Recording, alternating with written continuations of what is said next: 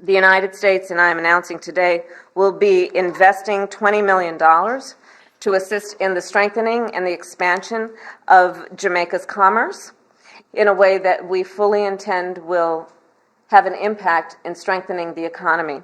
One area of grave concern would be the declared change in U.S. trade policy.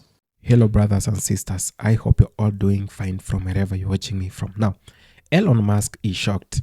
Now, Jamaicans, Caribbeans, Africans and black folks are now boycotting Tesla. Now, this is because Elon Musk has been sticking his nose in the affairs of black folks around the world. Now, you remember they're trying to sanction African countries. They're trying to give travel bans to African countries and the Caribbean. Now, the Caribbean and African and black folks are now retaliating. They are now clapping back to all these sanctions. And guess who is not happy? Elon Musk is so upset. So let's watch this video, then have a quick discussion at the end of it. Thank you so much. Listen, I usually mind my business, but Trump, you can't stop people from boycotting Elon Musk. I don't like his ass, okay? I'm telling you now. My mama got a Tesla.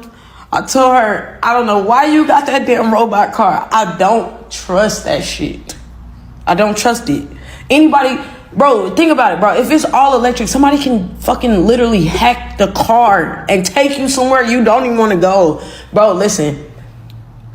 I understand why people are boycotting because they mad about Ukraine, blah, who gives a fuck? I don't give a fuck about Ukraine. I'm American. That ain't got shit to do with me. But what I'm saying is that you can't tell us it's illegal to protest, bitch. This is America, okay, Trump? You tripping now, okay? Stop trying to tell us what we can and cannot protest, nigga. It's a first right amendment. You was the main motherfucking crime about that first right amendment. If people want to protest Tesla, they have every right to protest Tesla. You should have told Elon he was going to lose some money trying to be political. You should have told his ass, okay? But don't tell us what we could do, bro. We in America, First Amendment right. If we want to protest Tesla, we can. President Trump's billionaire buddy Elon Musk now finds himself at the center of a political storm.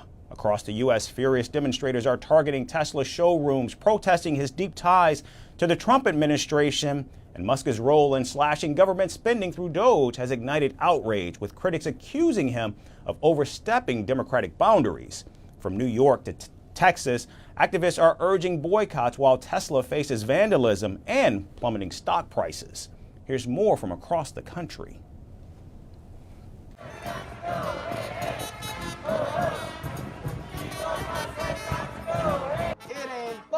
President Musk is stealing your money. A storm of protests swept across the U.S. on Saturday. Demonstrations gathered outside Tesla stores voicing anger against CEO Elon Musk and his growing influence in Washington. And at the heart of the outrage is Musk's role in President Donald Trump's administration. As head of the Department of Government Efficiency, Musk is driving drastic federal spending cuts. However, his critics argue these moves sidestep Congress and could personally benefit him. Yeah, so there's lots of different things that people are doing to stand up against what the Trump administration is doing. And, you know, some of those are expressions of opposition that happen in protests and rallies. But when you do it right in front of a showroom door, that takes it from an expression of opposition to direct action and resistance against the Musk and all of the terrible things that he is doing. More than 50 protests were listed on the website Tesla Takedown, a hub for activists. Demonstrations have already rocked cities like Tucson, St. Louis, New York, Dayton, Charlotte and Palo Alto. And organizers see this as a long-term battle against Musk's reach in politics. It's gone completely off the rails, and we're here to stop that. However, the protests have not been entirely peaceful. In New York City, about 300 people gathered at a Tesla dealership. 9 were arrested. The police have not revealed the charges. Vandalism has also surged. A Tesla dealership in Colorado was attacked with Molotov cocktails. The building was spray-painted with the words Nazi cars, and federal prosecutors have charged a woman in connection with the incident. Jewish groups fear a rise in anti-Semitism is fueling the hostility. Everyone here feels really shocked by what has happened, especially the number and manner in which individuals have been, in our opinion, illegally fired. People have been fired with no notice, same day, locked out of computers, can't access HR documents, can't get the HR documents they need for unemployment. It's been really shocking and demoralizing, but especially since we're public servants who want to serve the public. But Musk, who also leads SpaceX and social media platform X, remains defiant. People, American citizens, are protesting the organization that's trying to prevent the government from robbing them. I mean, complete idiots. People are protesting. His supporters argue that DOGE is necessary to cut government waste. And the White House has backed him, with spokesperson Harrison Fields stating, protests won't stop Trump and Musk from making government more efficient. Hitting Musk where it hurts the most since the protests, Tesla's stock has taken a hit. After Trump took office, its value has dropped by nearly a third. Still, Musk's fortune remains staggering. Forbes estimates his net worth at $359 billion, up from $195 billion in 2024. Despite the protests, Musk shows no sign of slowing down. DOGE officials continue making deep government cuts, shutting down agencies like the U.S. Agency for International Development. You giving up your other stuff? I mean, how are you running your other businesses? With great difficulty.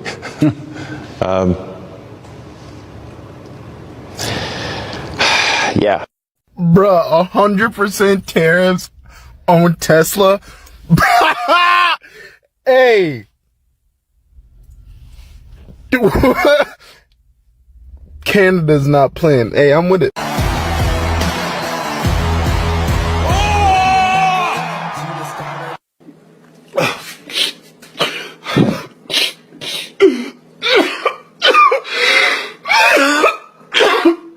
Holy shit, Tesla is at $225 a share.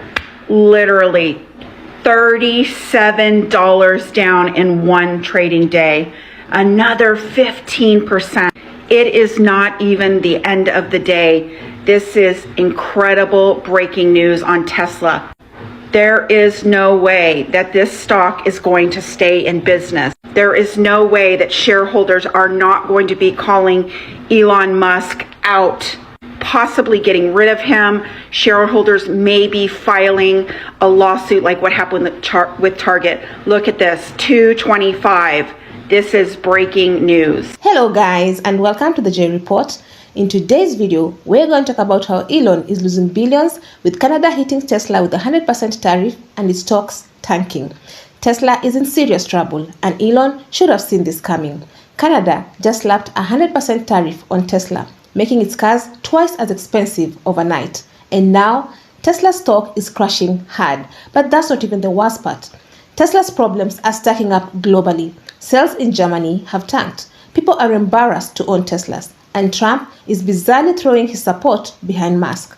Musk is playing politics, and now it's all coming back to haunt him.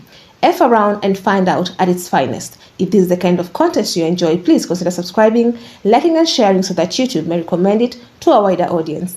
And now, without further ado guys, let's go straight into this video.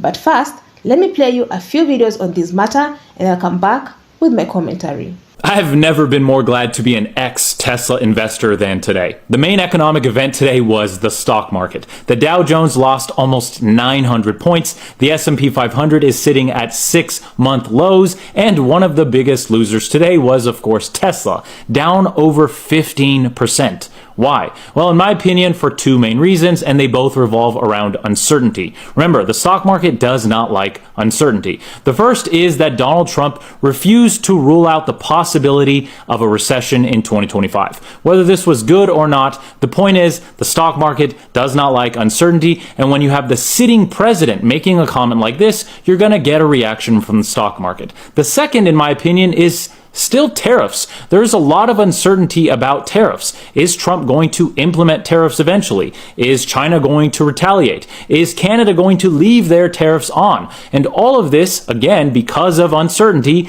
gets a reaction out of the stock market. That, on top of the fact that the stock market knows that tariffs are not good for business, and it will cause profit losses for companies because either A, demand will be lower, or B, the company will have to eat the tariffs, which again will cut into their profits. I think we may have gone too far this time, guys. I think we need to pull back a little bit. Looks like we may have hurt Elon's feelings. Because according to Trump, Elon Musk is putting it on the line in order to help our nation. I don't know what he's putting on the line. The guy's worth $250 billion. Oh, wait, maybe not worth that much anymore. As Tesla stocks plummet due to our, here we say, illegal and collusive boycott of Tesla. Okay, boycotts are not illegal and it's not collusive. We've been very vocal. Everyone is saying, boycott Tesla. Don't buy Tesla. Stay away from Tesla. Tesla bad. It's everywhere. It's not a secret. Come on, dude. Try harder. Also, to point out that we're boycotting Tesla, great automakers, Elon's baby. We know how Elon treats his babies. Come on. He's what? He's going to disown it, cut it off, not speak to it, or use it as a human shield. Which one is it? I don't know. Guys, this is huge news. People are boycotting Tesla because of Elon Musk turning our government into a far-right oligarchy, and now Elon Musk and Trump are both starting to notice the boycott. Take a look at what Trump just posted. He's basically begging people to buy Teslas again. Take a look. He says, to Republicans, conservatives, and all great Americans, Elon Musk is, quote, putting it on the line in order to help our nation, and he is doing a fantastic job. But the radical left lunatics, as they often do, are trying to illegally and collusively boycott Tesla, one of the world's great automakers, and Elon's baby, in order to attack and do harm to Elon and everything he stands for. They tried to do it to me at the 2024 presidential ballot box, but how did that work out? In any event, I'm going to buy a brand new Tesla tomorrow morning as a show of confidence and support for Elon Musk, a truly great American. Why should he be punished for putting his tremendous skills to work in order to help make America great again? Gee, I wonder why. Elon Musk should have realized that by spending hundreds of billions of dollars to install a far-right government, he would lose the support of millions of Americans, including millions of left-wing Americans who made up a majority of his customers because of our support for electric cars. But we don't support Tesla anymore thanks to its fascist owner. And if this isn't proof that Trump and Elon Musk have noticed the absolute collapse of Tesla in recent weeks, I don't know what is. Tesla's stock fell over 15% today, and it's plummeted even more ever since Trump took office. Don't let Trump's stunt distract you. Boycott Tesla. This one drives me crazy. So now Donald Trump is blaming the radical left lunatics for trying to tank Tesla, even though statistics show that liberals buy a lot more electric cars than conservatives. And the reason being is that the auto industry is freaking out because they don't know what to do with his tariffs, and he's causing a lot of unrest in the auto industry. Oh my goodness. Deflect and blame, deflect and blame. Also, these Tesla drivers are still happy with their choice. I love this car. It was like 4 years I was waiting for this one. They say they're saving money, not paying for gas, and feel it's a better choice for the environment. I think if it gets a little worse, then I'll start to kind of, go around in my head thinking, maybe. It's not a matter of maybe for many. The sale of a used Tesla at this BC dealership sparked several comments on social media. People were suggesting that it was a symbolism of Nazi, of what's happening in the United States. Canadians understand that we're in an existential trade war with the United States. Drivers are sporting bumper stickers that read, "I bought this before Elon went crazy." Some competitors like Kia are capitalizing. Their sticker says, "I bought this after Elon went crazy." Protests have erupted across the U.S., with Tesla stocks taking a hit. Musk spoke on Fox News Monday. How are you running your other businesses? With great difficulty. I'm just here trying to make government more efficient. Trump defended Musk in a post on his Truth Social platform, saying he's putting it on the line to help the country. The president even promising to buy a Tesla. It seems musician Sheryl Crow won't miss hers, waving goodbye to her Tesla. When we get into murkier waters is when we start talking about things like vandalism. I think that's where we might see a backlash against the backlash. And while the motive is unclear, there have been such reports on both sides of the border, from cyber trucks catching fire in a suspected arson in Seattle. We're going to need to notify the state fire. To charging stations being burned in Massachusetts, as Tesla drivers and critics face a crossroad, as charged with innovation as it is controversy. Neetu Garcha, Global News, Vancouver.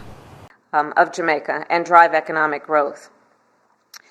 We also recognize, just as it has been in the United States for Jamaica, one of the issues that has been presented as an issue that is economic in the way of its impact has been the pandemic.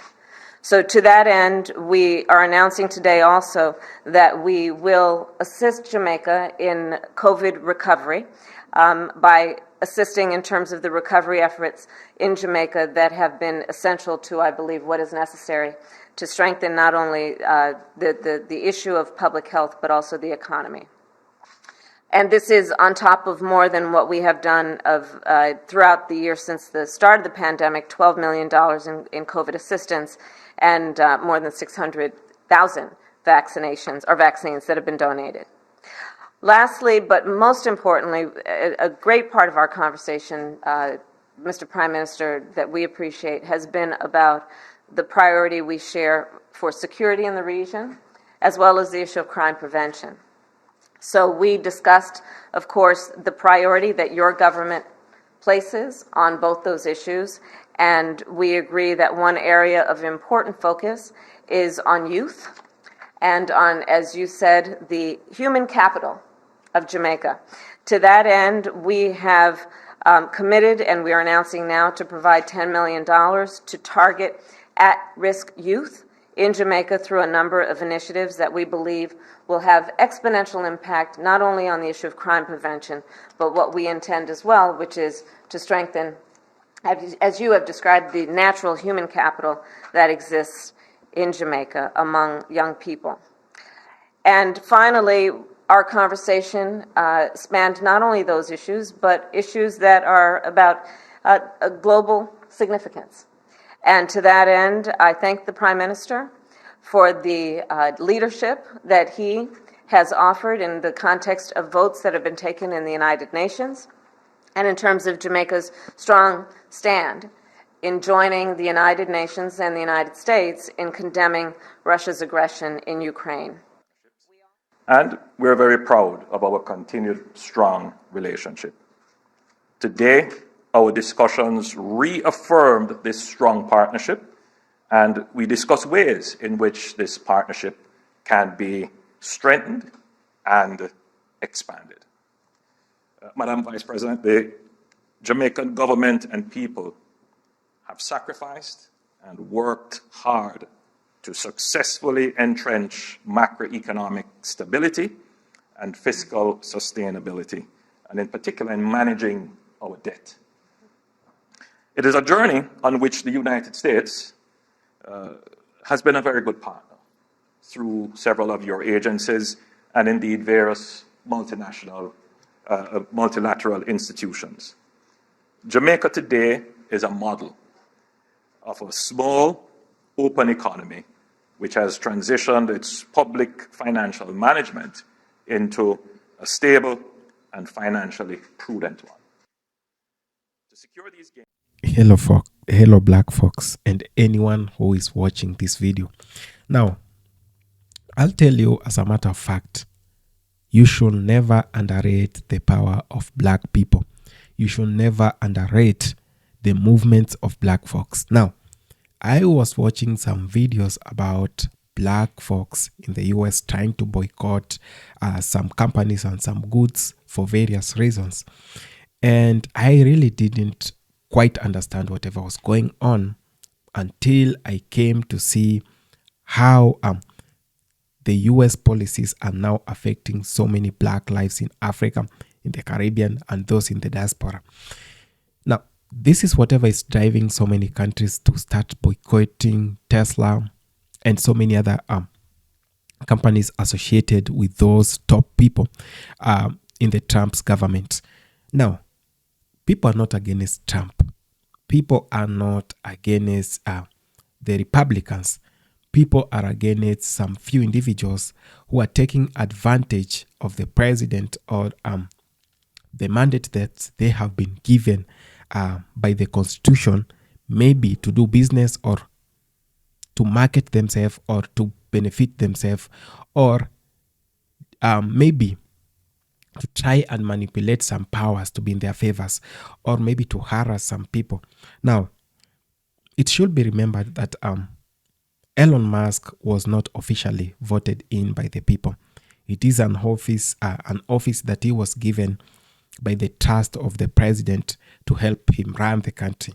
But so many things have been happening of late. And the fact that Elon Musk has been so tough on African countries, we are not asking for favors from the US. We are not asking for anything from the US. We are just asking for non-interference of the African continent.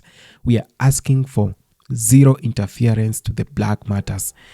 Now, when I'm talking about this, maybe some of you might not quite understand whatever I'm saying or I'm talking about. Now, in the latest movement by the US to sanction some African countries has happened to South Africa. Now, most of you do not know the crisis that happened in South Africa. Later on, I'll talk about the ones that are happening in the Caribbean and why the Caribbean is boycotting Tesla and why Africa is boycotting Tesla. And most black folks do not want to associate themselves with whatever is happening right now in the US. Now, most of the land in South Africa, 70 to 75% of the land in South Africa is owned by almost 10% of the population. And this one has brought a lot of discussions. People have been talking about this, that 70 to 75% of the land is being owned by the minority Afrikaners. That's not a problem. The problem is how they acquired that land in South Africa, that most black South Africans do not have land. They are squatters. And that's why you see sometimes crime rises in South Africa, because so many youths are educated with no jobs, all these things that happen. And people want to live. People want to survive. So what do they have to do? They have to do whatever they have to do so that they can put something in their stomachs. Now, leave that alone. Now, the president and the parliament of South Africa agrees on some policies or laws that will be put in place to make sure that every South African can acquire land. And everyone who has big tracts of land must explain to the government how they acquired that land, that they wanted to change the land policies and the land laws that have been in that country for the longest time. This is whatever made Elon Musk so mad. And he had to talk to the president to start giving sanctions. And he even called Malema an international criminal and all that stuff. Let those think and slide. What has South Africa done to be sanctioned? And we are not asking for favors from them. In fact, we want the US to leave Africa alone. We want them to leave Africa, not to interfere with the African affairs. They should not meddle around. Now, this happens in that Elon Musk gets so upset, he starts tweeting and says that so-and-so must be treated as an international criminal. This country and that country must be sanctioned. And we are not going to allow this, and we are not going. Why are they sticking their nose into the African affairs? Why is Elon Musk and Donald Trump so upset with the things that are happening in the motherland? As a matter of fact, we want to keep our country safe. Now, back to the Caribbean. Now, the Caribbean is now being banned and being denied visa to enter the US.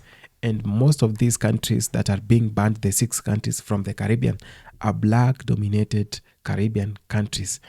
You ask yourself why? You know, because they associate black folks with crime. And in this case, we are saying that if you hit us, we are going to hit you back harder, and you are not going to believe it. This is why we are seeing the Tesla sales are now reducing to a bigger percentage, in that the wealth of Elon Musk did shoot down to almost 70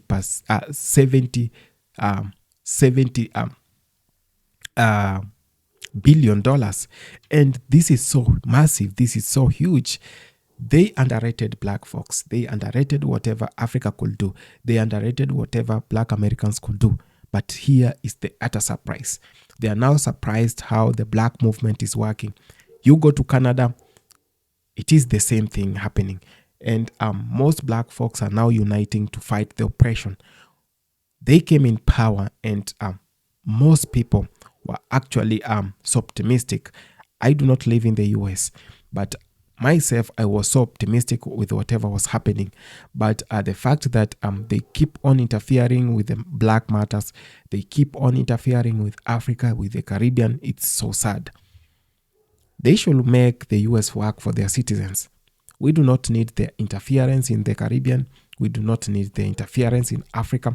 We do not need their interference with the black folks in the diaspora. All they have to do, the people gave them a mandate. The people believed in them, and they gave them a country to run, a country to make sure that the high food prices come low, and the high mortgage rates and all this stuff are reduced, that people do not have to pay more to get gas, that they can manage the crisis and try to reduce inflation that was happening. And it was not a matter of interfering and following up with the African countries. It is so sad to see this, and we are actually praying that everything should be put in order, and Elon Musk should respect black countries. Donald Trump should respect black countries. I'm so happy that they are leaving us, but they should not sanction us. They are giving bans to African countries. Who still wants to go to the US to do what? We want to make our countries better in Africa. An African continent where things will work out. An African continent where people are united. An African continent where black folks are doing development to make sure that the motherland is working well for everyone. No puppets, no corruption, and absolute accountability of the resources that are being used and taken from the motherland. That we do not want their interference. So let them get the message that if they continue this way, then they are going to get low sales. And they should respect black folks. They should respect Africa. They should respect the Caribbean. It is not time to play games around. They are everywhere. The US is now everywhere, giving sanctions, giving travel bans. I don't know who still wants to go to the US. We actually love to see a more united world. We do not want to see a world where billionaires have everything to say, and billionaires are the one to decide who should be sanctioned and who should not. Thank you so much for having taken the time to watch this video. I appreciate so much. This is the only way. They say you can't win a fight without war. And this is the time we show them that we are actually not as useless as they thought. Africa can unite, the Caribbean can unite, the African diaspora can unite, and everyone else and everybody around the world who is from the African descent can come together and have a more unified race. Thank you so much.